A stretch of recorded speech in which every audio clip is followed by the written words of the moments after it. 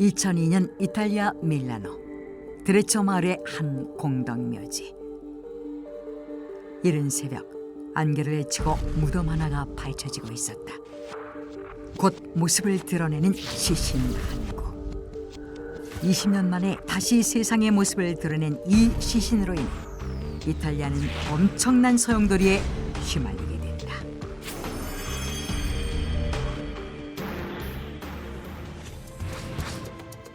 (20년) 만에 무덤에서 나온 이 시신은 1982년에 사망한 암브로시아노 은행의 은행장 로베르토 칼비의 시신이었다. 밀라노에 본부를 둔 이탈리아 최대의 민간은행 암브로시아노는 1896년 바티칸 시국의 재정을 관리하기 위해 설립됐다. 사람들은 이 은행을 신의 은행이라 불렀는데, 은행의 최대 주주가 교황청이 직접 설립한 바티칸 은행이었기 때문에 붙여진 별명이었다. 이에 암브로시아노의 은행장이었던 로베르토 칼비 또한 신의 은행원이라 불리게 되는데, 1982년 6월 10일 신의 은행원 로베르토 칼비가 영국 런던의 블랙 프라이어스 다리에서 시체로 발견된다. 칼비의 죽음 직후 암브로시아노 은행은 룩셈부르크와 파나마에 소재한 여러 기업에 대출해준 14억 달러, 약 4조 원에 육박하는 돈을 회수하지 못해 파산한다. 그러자 칼비의 죽음을 조사하던 경찰은 칼비가 은행 파산을 예감하고 신변을 비관해 자살했다고 결론 내리며 사건을 종결하는데, Calvi's death is a murder, obviously. 일각에서 칼비의 죽음이 자살이 아닌 타살이라는 주장이 제기됐다. 죽기 직전과 죽고 나서의 정황을 볼 때 칼비가 누군가에 의해 살해되었다는 것이다.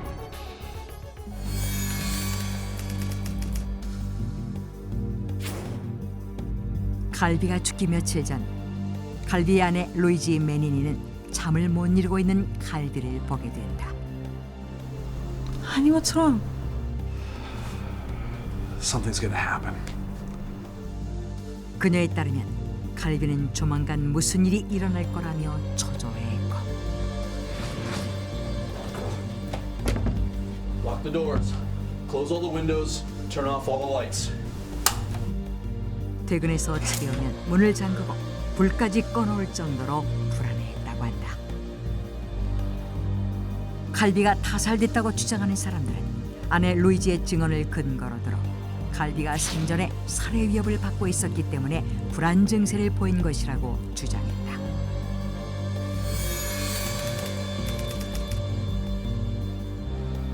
칼비가 블랙 프라이어스 다리에서 시체로 발견된 당일 오후, 놀랍게도 그의 비서 그라지엘라 코로시오 또한 시체로 발견된다. 그녀는 암브로시아노 은행의 자기 사무실에서 투신해 사망했는데, 사건을 조사하던 경찰은 그라지엘라의 유서를 발견하고 자살로 결론 내린다. 하지만 칼비의 유족은 경찰이 발견한 그라지엘라의 유서가 자필이 아닌 타자기로 타이핑됐다는 사실에 의문을 제기했다. 즉, 칼비를 죽인 누군가가 칼비의 비서도 함께 제거한 뒤 유서를 남겨 자살로 위장했다는 것이다. 이에 유족들은 같은 날 연이어 사망한 두 사람의 죽음을 성급하게 자살로 결론 내린 당국에 강한 의구심을 제기하며 재조사를 요구했는데, 당국은 칼비의 죽음이 자살로 판명된 이상 더 이상의 재조사는 없다고 밝혔다. 하지만 유족들은 끊임없이 칼비의 죽음에 대해 재조사를 요구했고, 칼비가 죽은 지 20년이 흐른 2002년 드디어 이탈리아 당국은 유족들의 손을 들어준다. 죽음에 대한 진실을 규명하려 했던 유족들과 여러 인사들의 끈질긴 노력 덕분에 20여 년 만에 재조사가 이루어진 것이다. 재조사를 위해 이탈리아 밀라노 드레초 마을에 위치한 가문묘에 매장됐던 칼비의 시신이 다시 파헤쳐졌다. 그렇게 파헤쳐진 시신은 다시 부검대에 올랐고 발견됐을 당시 칼비가 입고 있었던 옷 또한 정밀 분석에 들어간다. 그리고 얼마 후 부검 결과가 발표됐는데 결과는 놀라웠다. 칼비의 유골과 옷에서 칼비가 살해됐다는 증거가 발견된 것이다. 부검에는 손목뼈와 두개골, 목뼈에서 발견된 타박상의 흔적과 사망 당시 칼비가 입고 있었던 옷에 묻은 모래와 먼지들을 정밀 분석한 결과를 토대로 칼비가 어딘가에서 살해당해 블랙프라이어스 다리로 옮겨졌을 가능성이 있다고 발표했다. 그러자 사람들은 다시 한번 혼란에 빠졌고 진상을 밝히기 위한 움직임이 일기 시작했다. 그 결과 일각에서 20년 전 이탈리아 당국이 칼비의 죽음을 자살로 은폐했다는 주장을 내놓기도 했다.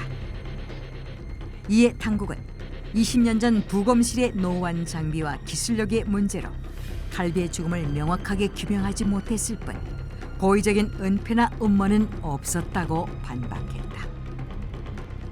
하지만 정부의 반박에도 불구하고 칼비의 죽음에 거대한 음모가 있을 것이라 생각했던 사람들은 진상을 규명해달라고 끊임없이 정부에 청원을 넣었는데 칼비가 죽고 20여 년이 흐른 상황에서 범인을 추적하기란 쉬운 일이 아니었다. 그런데 2005년 칼비를 죽인 살해 혐의로 마피아 조직원이 기소된다. 기소된 살해 용의자는 시칠리아 마피아 조직 코사 노스트라의 회계 담당자 피포 칼로였는데 검찰에 따르면 피포 칼로가 돈 세탁을 위해 칼비에게 거액을 맡겼는데 칼비가 이 돈을 잘못 투자하는 바람에 조직이 큰 손실을 입자 칼비를 제거했다는 것이다. 이에 피포 칼로는 법원에서 칼비에게 거액의 돈을 맡긴 건 맞지만 그를 죽이진 않았다며 살해 혐의를 전면 부인했다. 결국 법원은 로베르토 칼비를 살해한 직접적인 증거가 없다는 이유로 피포 칼로, 그를 도와 칼비를 살해했다고 기소된 4명의 용의자들을 모두 석방했고 로베르토 칼비의 죽음에 대한 진실은 결국 규명되지 못한 채 수사는 다시 원점으로 돌아갔다. 그런데 옥스퍼드대 마이클 더맷 교수가 놀라운 주장을 하고 나섰다. 로베르토 칼비의 죽음 뒤에 바티칸 시국이 있다는 것이다.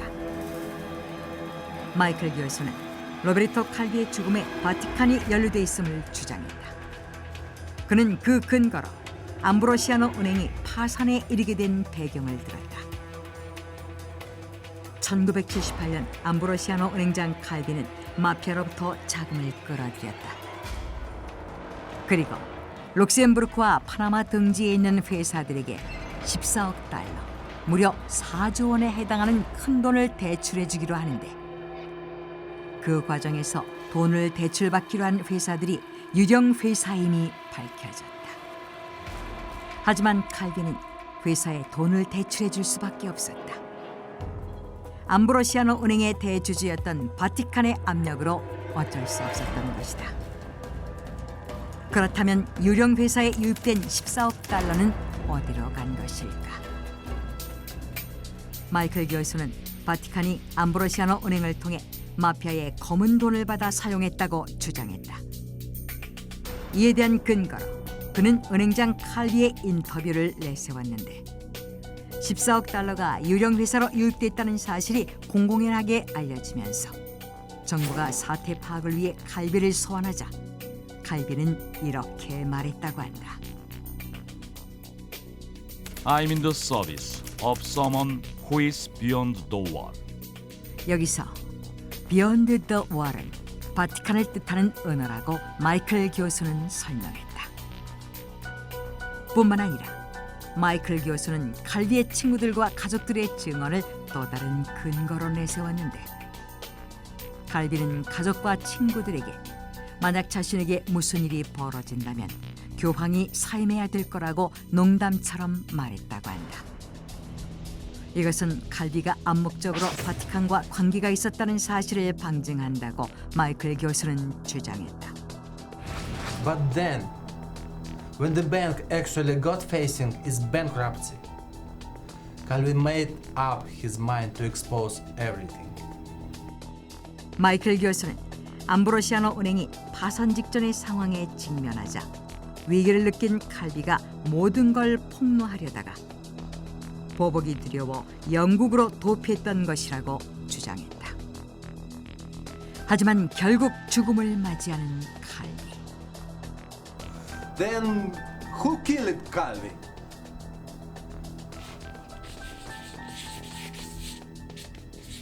Mafia? Vatican?